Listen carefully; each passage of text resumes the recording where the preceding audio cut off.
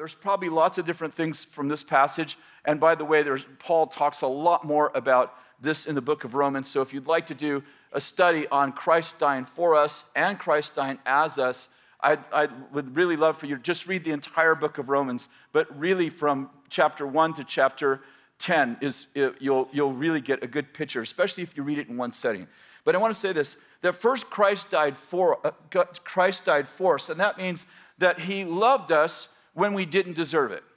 You know, when we go to a dealership to buy a car and we step on the parking lot, you know, we expect the salesman to do something like this. Hi, how you doing? Oh, I love your shoes. Those are really nice shoes. Where'd you get those?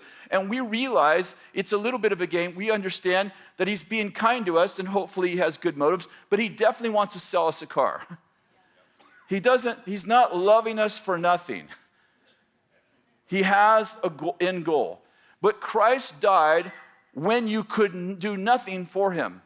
Like, in other words, he demonstrates what the love of God is when he died for people who didn't deserve it. He didn't die to fix you. He just died because he loves you. That tells us, first of all, how much value you have, because how many know that the value of Jesus on the cross determines the value of the people he purchased. The sacrifice Jesus made on the cross determines the value of the people he purchased. He purchased you while you were still a sinner. Some people get married so they can change the person. That's a great way to wreck a good marriage. I'm going to marry this person for what I think they could be. How many of you know Jesus married you when you weren't anything, and he didn't marry you so you could be. He just married you because he loves you.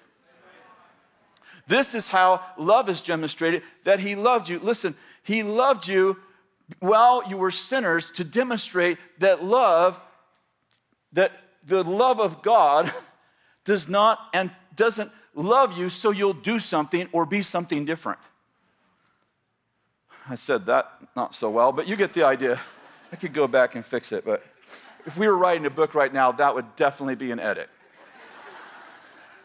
Number two, when Christ died for us, it shows us that he has no strings attached. He doesn't love us so we will change. He just loves us. You know, this isn't probably a mystery for most of us that have children. I remember that when we had our first daughter, Jamie, and there was lots of things that happen when you have your first child. We were very young. Kathy was 17, 18, and I was 21 when we had our first child. And I remember having this deep experience. You know that verse in Ephesians that says that you would know the love of God that's beyond understanding?